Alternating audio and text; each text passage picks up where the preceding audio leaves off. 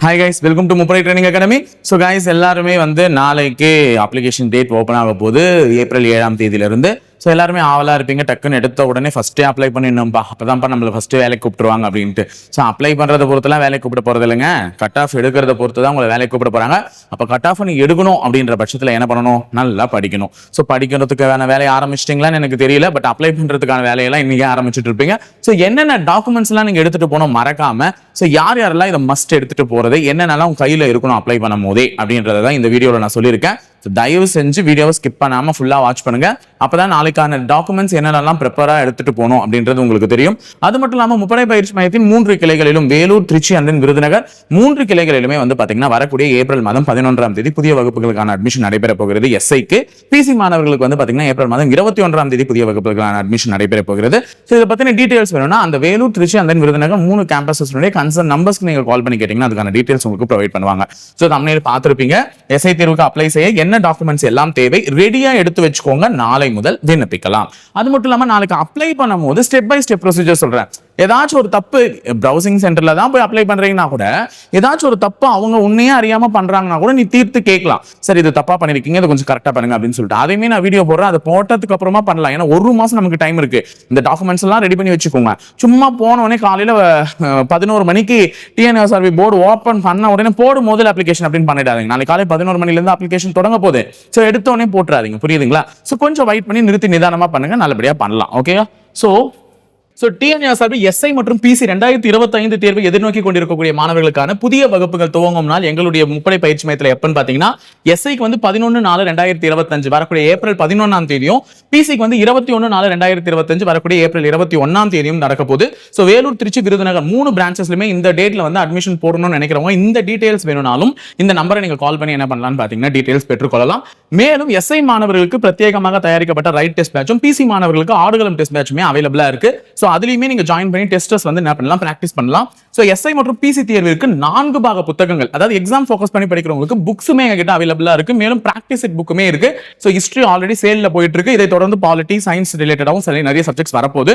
So எது வேணும்னாலும் நீங்க தாராளமா இந்த நம்பர்ஸ்க்கு நீங்க கால் பண்ணீங்கன்னா அதுக்கான டீடைல்ஸ் ப்ரொவைட் பண்ணுவாங்க. ஸோ நியூ பேச்சஸ் ஸ்டார்ட் ஆகுது 11th and 21st அன்னைக்கு. ஸோ நீங்க அதுல நல்லபடியா ஜாயின் பண்ணணும்னா தாராளமா பண்ணிக்கலாம். ஸோ வேலூர் வேணும்னா 720040003955 நம்பருக்கும், திருச்சியில் அட்மிஷன் வேணும்னா 8111070706 நம்பருக்கும், விருதுநகர் அட்மிஷன் வேணும்னா 9363020246 நம்பருக்கும் நீங்க கால் பண்ணி கேட்டீங்கன்னா அதுக்கான டீடைல்ஸ் உங்களுக்கு அவங்க ப்ரொவைட் பண்ணிடுவாங்க. ஓகேங்களா? So thank you. என்னென்ன டாக்குமெண்ட்ஸ் டு பி அப்லோடட் அப்படின்னு சொல்லிட்டு நான் சொல்லியிருக்கேன். ஸோ இந்த ஃபர்ஸ்ட் எழுதியிருக்கக்கூடிய இந்த 7 டாக்குமெண்ட்ஸ் இங்க பாருங்க, இங்க 7 எழுதியிருக்கல. இது நீ ஓப்பன் கோட்டாவானா இருந்துக்கோ, டிபார்ட்மெண்ட் கோட்டாவானா இருந்துக்கோ, இல்ல ஏதாவது ரிசர்வேஷன் அடிப்படையில் வேலை வாங்குறவங்களானா இருந்துக்கோ, யாரா வேணா இரு, ஒரு எஸ்ஐ தேர்வுக்கு அப்ளை பண்றவங்களுக்கு இந்த 7 டாக்குமெண்ட்ஸ் இஸ் வெரி மஸ்ட். இதுக்கு பின்னாடி சொல்றதெல்லாம் based on reservation, based on department quota candidate, அவங்களுக்கு தேவையான டாக்குமெண்ட்ஸ் தான் இதுக்கு பின்னாடி ஸ்லைட்ல எல்லாம் எழுதி போட்டிருப்பேன். ஆனா இந்த ஸ்லைட்ல நான் சொல்லியிருக்கக்கூடிய எல்லா விஷயமே பாத்தீங்கன்னா டெஃபினட்டா ஒரு எஸ்ஐ எக்ஸாம் தேர்விற்கு அப்ளை செய்யக்கூடிய மாணவர்கள் டெஃபினட்டா கையில வச்சுட்டு இருக்க வேண்டியவை. ஓகேவா? சோ ஃபர்ஸ்ட் என்ன கொடுத்திருக்காங்கன்னா date of birth proof. DOB அப்படின்னா என்னது? Date of birth. உன்னுடைய பிறப்பு, உன்னுடைய பிறந்த தேதியை உறுதி செய்வதற்கான ப்ரூஃப் எது கேட்கிறேன்னா 10th மார்க் ஷீட்டை கேட்கிறோம். ஸோ 10th மார்க் ஷீட்ன்றது நீ ஃபர்ஸ்ட் ஒரு எஸ்எஸ்எல்சி அப்படின்ற ஒரு லெவலை தாண்டி வந்திருக்கேன்னா அது எல்லா எக்ஸாமுக்குமே எதிர்பார்ப்பாங்க. ஏன்னா பிசிக்கே 10th குவாலிஃபிகேஷன் தான் எலிஜிபிள். ஸோ அதனால 10th மார்க் ஷீட்டை தான் உன்னுடைய டேட் ஆஃப் பர்த் ப்ரூஃபா வைக்கிறாங்க. அதுல டேட் ஆஃப் பர்த் கண்டிப்பா பிரிண்ட் அவுட் ஆயிருக்கும். ஸோ பர்த் சர்டிஃபிகேட்லாம் வைக்கணும்ன்ற அவசியம் இல்லை, டேட் ஆஃப் பர்த் ப்ரூஃப் இருந்தா போதும். So 10th mark sheet is very mandatory to apply this exam. ஓகேவா? ஸோ 10th மார்க் ஷீட்டை ஃபர்ஸ்ட் கேட்கிறேன். ஓகேவா? நெக்ஸ்ட் கெசட்ல போய் இந்த 10th எக்ஸாம் எழுதி முடிச்சிட்டோ அல்லது ஒரு +2 எக்ஸாம் எழுதி முடிச்சிட்டோ உன்னுடைய நேம் சேஞ்சிங் சில பேர் பண்ணிருப்பாங்க. எல்லாருமே பண்ணிருக்க மாட்டீங்க, யாராவது ஒரு சில பேர் பெயர்களை மாற்றம் செய்திருப்பீர்கள். அவர்கள் யாராவது கெசட்ல பப்ளிஷ் பண்ணிருந்தா அந்த பேஜுமே வெரி மஸ்ட்னு சொல்லியிருக்காங்க. புரியுதுங்களா? கெசட்ல பப்ளிஷ் பண்ணக்கூடிய ஒரு விஷயம் இது எல்லாருக்குமே இருக்காது, அதனாலதான் இது இங்க எழுதி போடல. ஓகேவா? சோ கெசட்ல பப்ளிஷ் பண்ணிருந்தீங்கன்னா மேபி அவங்க வச்சுக்கோங்க அப்படின்ற மாதிரி சொல்றாங்க. இஃப் இன் கேஸ் நீங்க பாஸ்ட் அவுட் ஆயிட்டதுக்கு அப்புறம் 10th or 12th or diploma R degree. ஓகேவா? நெக்ஸ்ட் ரெண்டாவதா என்ன கேட்கறாங்க அப்படின்னு பாத்தீங்கன்னா உன்னுடைய 12th முடிச்சிருந்தா அதனுடைய மார்க் ஷீட் வச்சுக்கோ. இல்லையா நான் டிப்ளமா படிச்சிருக்கேன் சார், அதனுடைய மார்க் ஷீட் வச்சுக்கோ. இல்ல ஐடிஐ படிச்சிருக்கேன் சார், அதனுடைய மார்க் ஷீட் வச்சுக்கோ. நிறைய பேருக்கு இந்த ஒரு கொஸ்டின் வரும், சார் நான் 12th படிச்சா ஒரே மார்க் ஷீட் தான் தருவாங்க, நான் டிப்ளமால தான் ஒரு செமஸ்டருக்கும் ஒன்னு வாங்கி வச்சிருக்கேன், நான் எதை வைக்க அப்படின்னு கேட்டீங்கன்னா உங்ககிட்ட கன்சாலிடேட்டட்னு ஒன்னு இருக்கும். புரியுதுங்களா?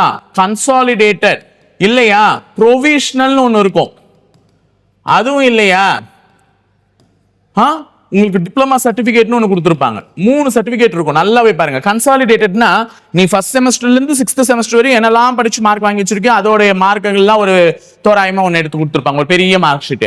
இல்லையா ப்ரொவிஷனல், இந்த பையன் டிப்ளமா முடிச்சிருக்கான் அப்படின்னு சொல்லிட்டு ஒரு ப்ரொவிஷனல் கொடுத்துருப்பாங்க. அதுவும் இல்லையா உன்னுடைய டிப்ளமா சர்டிபிகேட் இஸ் அப்படின்னு சொல்லிட்டு has been secured this diploma அப்படின்னு சொல்லிட்டு கொடுத்துருப்பாங்க, ஒரு பெரிய சர்டிபிகேட் போட்டோ எல்லாம் போட்டு. ஸோ இந்த 3த்துல எது இருந்தாலும் அதுவே, 3த்துல எது இருந்தாலும் ஒன்னவே எல்லாத்தையும் வச்சிடாத, புரியுதா? அப்ப 12th மார்க் ஷீட் வைங்க, இல்ல டிப்ளமா மார்க் ஷீட் வைங்க, இல்லைன்னா ஐடி படிச்சிருக்கையா அதனுடைய மார்க் ஷீட் வைங்க. இதை தான் கேட்கறாங்க.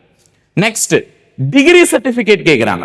டிகிரி சர்டிபிகேட் வந்து இந்த எஸ்ஐ தேர்வை எழுதுவதற்கு ஒரு மாணவன் இளங்கலை பட்டம் முடித்திருக்க வேண்டும் சொல்லியிருக்காங்க. அந்த டிகிரி சர்டிபிகேட் வைங்க.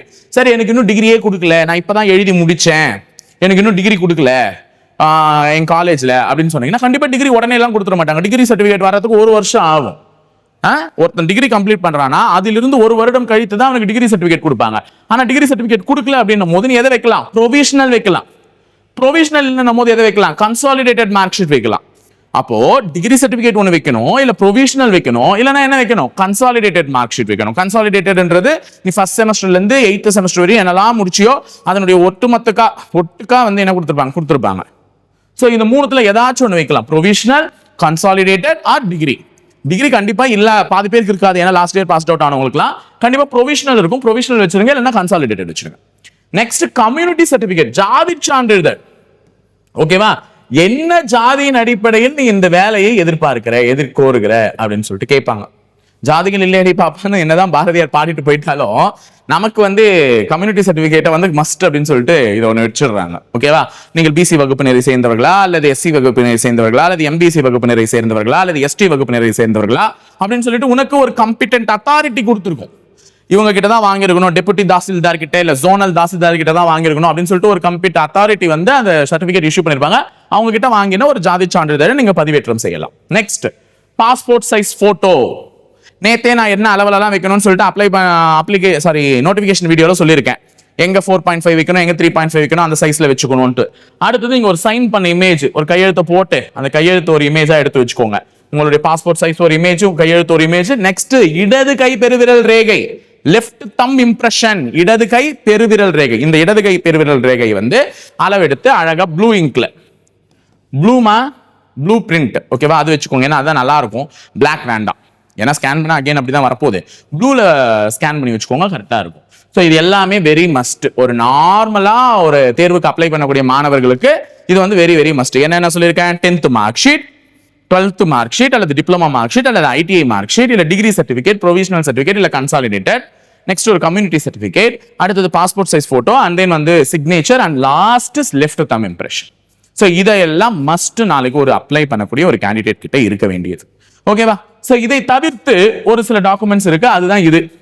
PSTM சர்டிபிகேட், தமிழ் வழி சான்றிதழ் அப்படின்னு சொல்லுவீங்க. தமிழ் வழி சான்றிதழ்.